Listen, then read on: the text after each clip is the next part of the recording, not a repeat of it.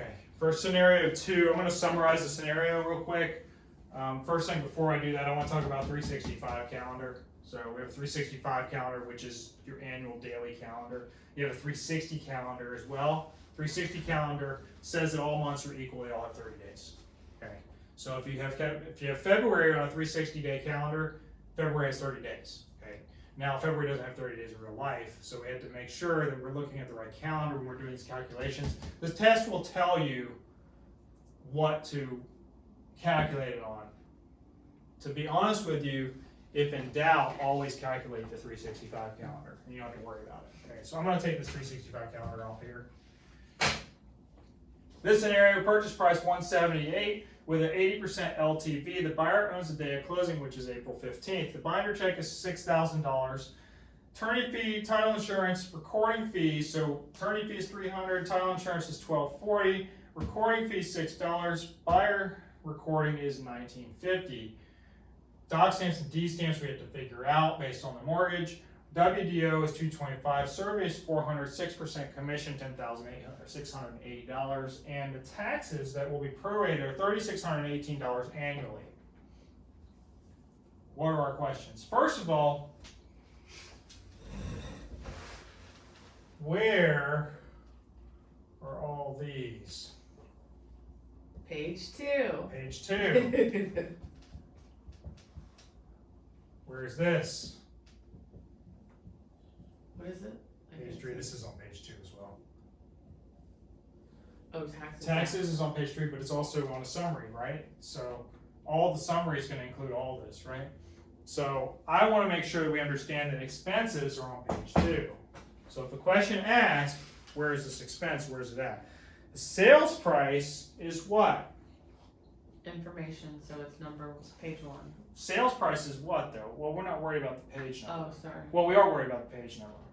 But what is the sales price? When we're talking about credits and debits, what did we talk about? The credit. Who is getting the money on a sales price?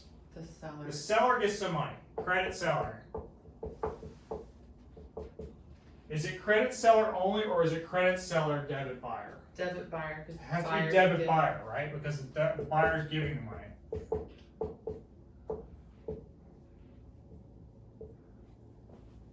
Credit seller, credit seller, debit buyer.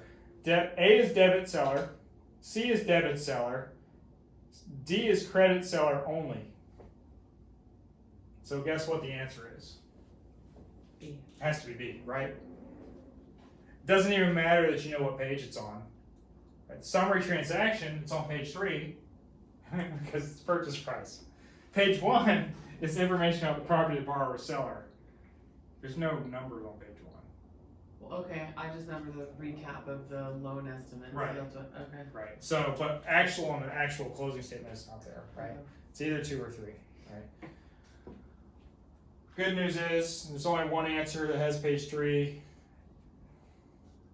They could get tricky and say credit seller, debit buyer, page 2, and then credit seller, debit buyer, page 3. Chances are they're not going to, so just understand that it would be page 3, right? And what it is. How are the government transfer taxes for the buyer? How much are the government taxes for the buyer, and how is it shown on a closing statement? How much is the taxes for the buyer, and how much is it on the closing statement? Now it says here, the question says, how much are the government transfer taxes for the buyer, and how is it shown on the closing disclosure? The answers all have seller and buyer, so the question's worded wrong, right? The question is, how much are the transfer taxes? How much are transfer taxes? Well, we just talked about the transfer taxes, right? We have deed stamps, we have doc stamps, and we have intangible taxes, right? Deed stamps are stamps on deed, S. Intangible taxes is I. N is note stamps, right? Note stamps is new and assumed money. We know all this stuff. We just talked about it. Intangible taxes is new money only. So how much are the taxes for this? Well, we have 2 sets of taxes. We have 70 cents per hundred and a fraction thereof. 178 is how many hundreds? 178,000 is how many hundreds? Take off the zeros, right? 1780 times 0.70 equals what? 1246. 1246 even? So we already marked So- out D. So D says seller $623, buyer 1246. Wrong, so D is wrong, right? So now we have C, B, and A. Well, guess what? All of them say seller 1246. All of them say page 2. So all we have to figure out is what are the buyer's expenses. If we figure out the buyer's expenses and we do it right, then we have our answer. So how much is the loan to value? Oh, 80% of. So how much is the loan amount? 142,400. 142,400. And how many hundreds is that? 1,400, right? Take the zeros off. 1424 times 0.35 is what? 498.40. 498. But that's not all the taxes, right? But I bet you that's one of the answers. Right. It is, because they're going to try to get you and say, hey, I got an answer that's right on the board. No, you have to know the whole concept. The rest of it is 178 times what? 0.002. 002. We don't do that. Is that right? Yeah. Those Are you three. sure? We have to add that to. It's only on new money only. It's Yeah, only this on is a new new money. loan. Huh? It's only on new money only. Is that right? Oh, new money only because they paid, so it's on Is it new money 142. It's on the loan, right? Yeah. My bad. I caught it though, or you caught it for us. Okay. Well, I wanted to see if you knew. Okay. It's only on the loan. That's why I did that, right? So what is that? 200 and 284.8.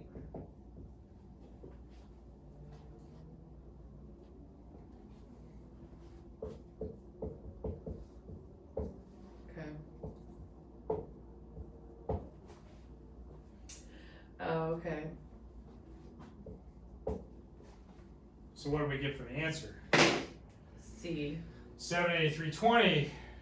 So the assumption is if I get this right, then I'm just going to add the larger number to the other piece, and then I'm going to have the largest number. Well, that's wrong. So we have to make sure that we check and understand the concept that the intangible tax is on the new money only, not on anything else, right? Now they might get tricky and say we have an assumed loan. Then you have to understand that it's on new money only, that 0.002, new money only. But why are we not paying it on the rest? Because that's down payment cash, we're paying cash. Make sense? Mm-hmm. Okay. So the answer is C. Are we right? Yes, the answer is right. $6,000 binder deposit is what? On page 3. It's on page 3. So that marks And out. it's a credit to the buyer or a debit to the seller? It's a credit to the buyer because they already paid. Correct. They gave it already. So the answer they get it. is A. Right? Is that right? Yeah, a credit to the buyer on page 3. What number is that? 12. Credit to the buyer on page 3, A. Makes sense? How much is the buyer's new mortgage and how is it shown in the closing disclosure? Well, we already know what the new mortgage is, right? Because we already figured it out. We did the loan to value question because guess what? You had to figure out the loan amount to figure out what the taxes were, right? So loan amount's $142,000. How did we get that? 178 times 80% gives you $142,000. And a mortgage only goes on the buyer. Yes, it only goes on the buyer, and is it a debit or a credit? It's a debit because they haven't given any money. That's the money that they're getting. It's a debit. The debit is the sales price. The mortgage is a credit. Okay. Because it has to offset. Has to offset. So if you're paying something, right, you're receiving the payment, you're receiving the money for the note, so it's a credit, Okay. right? So credit to the buyer, the debit is the purchase price, so that it zeroes out. Does that Okay. make sense? Mm-hmm. So Because they have to pay the difference. Correct. So it is 142.4 and it's on the buyer side only. D. D.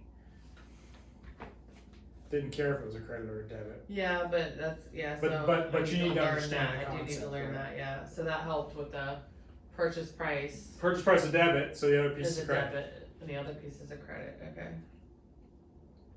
What is the proration for taxes and how is it shown on the closing disclosure? What is the proration for taxes and how is it shown on the closing disclosure? We have to figure out the daily per diem, right? 3618 divided by what? 365. Is the daily taxes. Alright, hold on.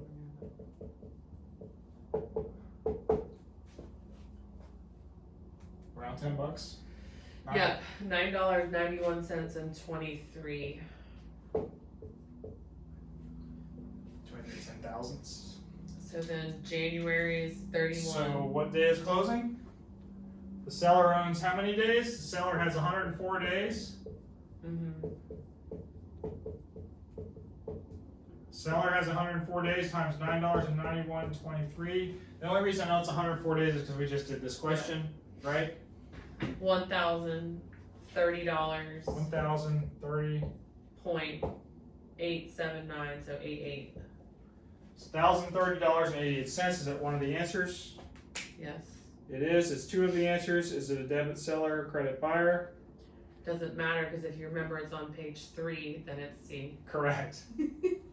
But it does matter. It does matter, but in this case, If both I'm of in the a answers bind. say that, and the page number changed. Yeah. So we know it's C, page 3, right? That's why it's important to know what page these things are on.